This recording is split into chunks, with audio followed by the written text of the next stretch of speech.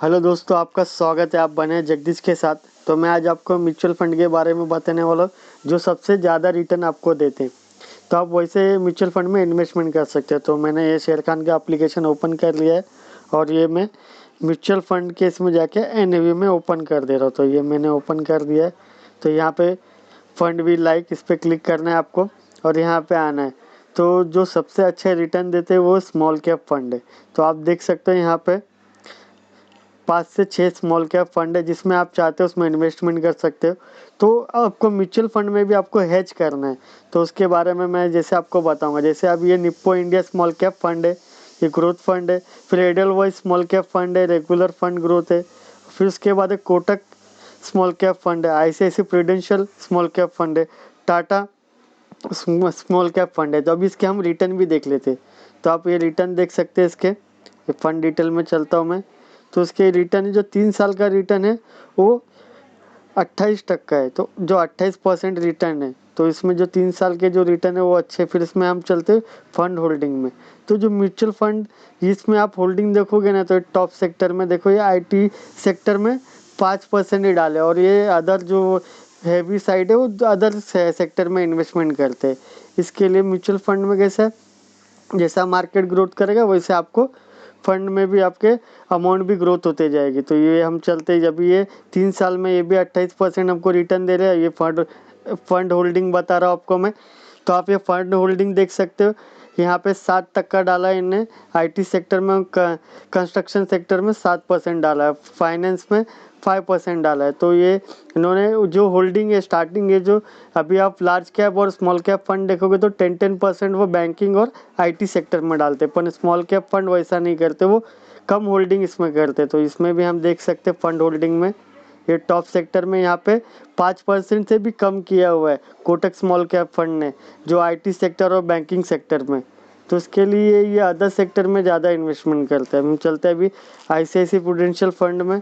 तो इसमें आप देख सकते हैं टॉप होल्डिंग में ये 10 टॉप होल्डिंग में लेके चलता है। इसने 7.87% और 7.83% इसने आईटी सेक्टर और कंस्ट्रक्शन में डाला, बैंकिंग सेक्टर में उससे भी कम रखा है। हम अब चलते लास्ट जो फंड है हमारा, ये टाटा स्मॉल कैप फंड। तो इसके भी हम टॉप होल्डिंग देख लेते हैं। तो ये टॉप सेक्टर इसने केमिकल में 9% डाला है और हॉस्पिटलिटी में 6% डाला है। तो इसने बैंकिंग में और आईटी सेक्टर में सबसे कम होल्डिंग की है। तो ये आपको रिटर्न तो सबसे अच्छे देते, क्योंकि ये आईटी सेक्टर और फाइनेंस सेक्टर में कम इन्वेस्टमेंट करके अदर सेक्टर में ज़्यादा इन्वेस्टमेंट करते, इसकी वजह से ये रिटर्न अच्छा देते। तो आप स्मॉल कैप फंड भी लीजिए, साथ में एक मिड कैप फंड भी लीजिए और लार्ज कैप फंड भी लीजिए। तो इससे क्या आपका जो म्यूचुअल फंड है वो हेज हो जाएगा। जैसे आपका जो large cap mid cap fund है, इसमें भी देख सकते हैं 21% रिटर्न दिया है कोटक इमर्जिंग फंड ने, और यहाँ पे 14% रिटर्न दिया है टाटा लार्ज कैप फंड। तो ये दो फंड अच्छे हैं, यहाँ पे आप इन्वेस्टमेंट कर सकते हैं मिड कैप फंड में।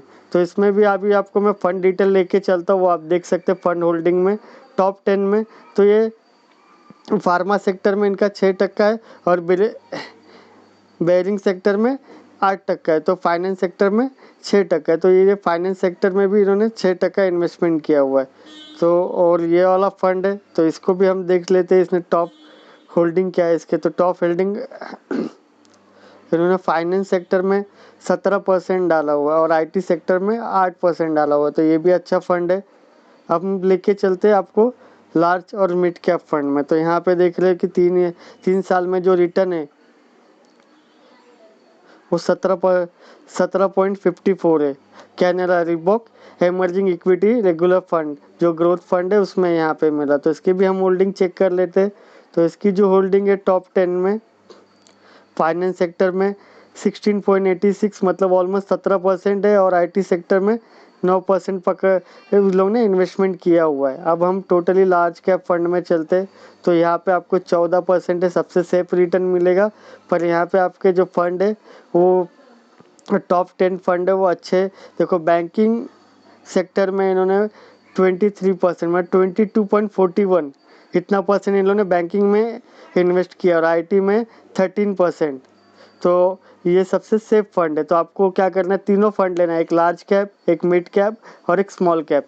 तो स्मॉल कैप फंड आपको दो लेना है, मिड कैप फंड एक लेना है और लार्ज कैप फंड एक लेना है, तो जिससे आपका म्यूचुअल फंड भी हेज होगा। अगर आप 5,000 इन्वेस्टमेंट करना चाहते हो तो दो दो म्यूचुअल फंड मतलब 2 स्मॉल कैप फंड लेना है और एक लार्ज कैप एक मिड कैप।